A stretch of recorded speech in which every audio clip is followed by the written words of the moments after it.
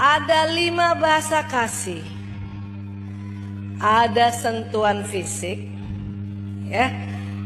Ada pujian, ada waktu, ada pelayanan, ada hadiah. Ibu harus jeli, harus tahu kira-kira bahasa kasih utama anak kita yang mana dari 5 ini. 5-5-nya mereka suka, termasuk kita. 5-5-nya kita suka. Ibu suka dia kasih hadiah? Suka dipuji? Suka dilayani? Suka sentuhan fisik? Suka waktu? Tetapi di dalam otak manusia ada baterai kasih yang apabila nanti umur 3 tahun ke atas sampai usia kita begini, ya, baterai itu tidak perlu dicas 5-5-nya. Waktu lahir, siapa yang masih punya anak di bawah 3 tahun? Kalau ibu masih ada anak di bawah 3 tahun, atau insya Allah nanti hamil lagi, atau Umi yang nanti punya cucu baru lahir sampai 3 tahun, setiap hari 5 baterai kasih harus dicas. Anak bayi harus kita sentuhan fisik, kita pegang, harus kasih waktu, harus kasih pelayanan, kita yang kasih makan, kita yang mandikan, kita yang kasih popok, ya, harus kasih pujian. Tak tintung tintung tintung, anaknya Umi soleh, kan gitu.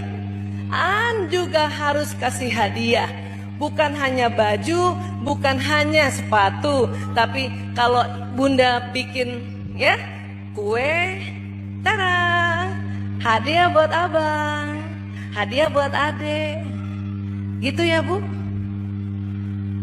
Menurut penelitian, kalau dari lahir sampai 3 tahun, baterai kasih 5-5-nya jarang dicas setiap hari, maka menjadi anak bermasalah. Kapan ada anak umur 2 tahun nangis guling-gulingan, berarti dia sudah seminggu tidak dicas 5-5 baterai di kepalanya. Ya Bu. Tetapi setelah umur 3 tahun sampai usia kita sekarang, setiap hari nggak usah 5-5-nya dicas Bu. Nggak ada waktu. Jadi gimana? Dari 5 itu, ya, lihat bahasa kasih yang utamanya. Anak saya yang pertama, Mas Lanang, ternyata bahasa kasihnya adalah pujian. Gampang mau tahu anak bahasa kasih pujian Bu? Bagus nggak Bu? Bagus nggak Umi? Aku udah bagus nggak Umi? Keren kan aku? Keren kan aku? Nah itu berarti pujian. Ibu harus puji setiap hari, minimal 1 kali setiap hari. Jadi kalau Mas Lanang datang, atau nanti malam saya insya Allah ketemu, saya harus pertama kali saya puji dia. Masya Allah, tabarakallah Mas Lanang, alhamdulillah anak ibu yang dokter tambah keren. Walaupun enggak, tetap harus bilang begitu. Ya, ya. Nah, anak kedua, dia nggak butuh pujian. Kenapa? Dari 5 bahasa kasih utamanya pelayanan. Jadi dia tugas di Rumah Sakit Kerawang. Kadang-kadang pulang 2 minggu sekali. Pasti dia telepon saya atau ya dia WA saya. Bu, ada mobil. Aku boleh pinjam? Boleh nak. Itu pelayanan. Ibu siapkan berikut bensin dan e-tolnya. Wow, Allahu Akbar. Yes. Anak ketiga, lain lagi bahasa kasih utamanya, sentuhan fisik. Jadi kalau dia datang, dia sekarang kuliah di Ciputa, setiap 2 minggu dia datang, pasti harus dipeluk, ditepuk-tepuk belakangnya. Kenapa? Karena dia laki-laki. Bu, kulit laki-laki bedanya dengan kulit perempuan. Pada saat akil balik, kulit laki-laki menebal. Maka anak laki kalau sudah akil balik, kalau ibu belai, dia tidak rasa. Jadi ibu cukup begini kan. Siapa yang sering pijet suaminya? Kalau nggak kerasa bilang apa suami? Tambah lagi. Kurang keras.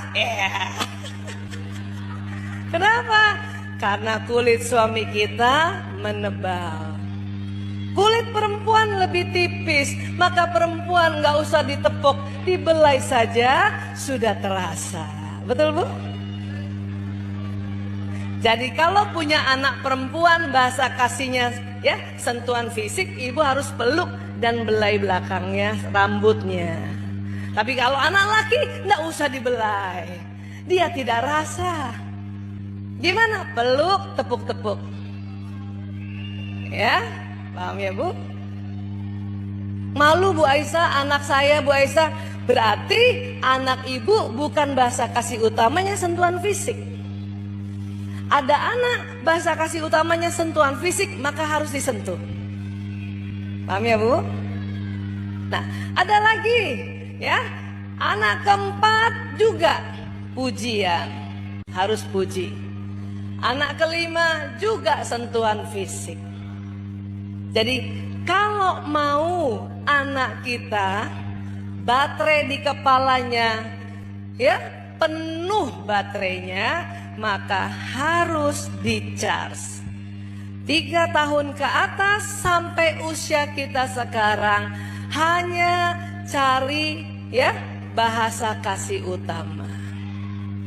Kalau nanti dia mau lebih afdol lagi, cari bahasa kasih keduanya. Dari setiap orang, dari 5 itu ada yang paling dia suka 2 ini, itu saja yang ibu setiap hari kasih. Insya Allah anak itu baterainya penuh, dia ya tidak akan terjadi penyimpangan.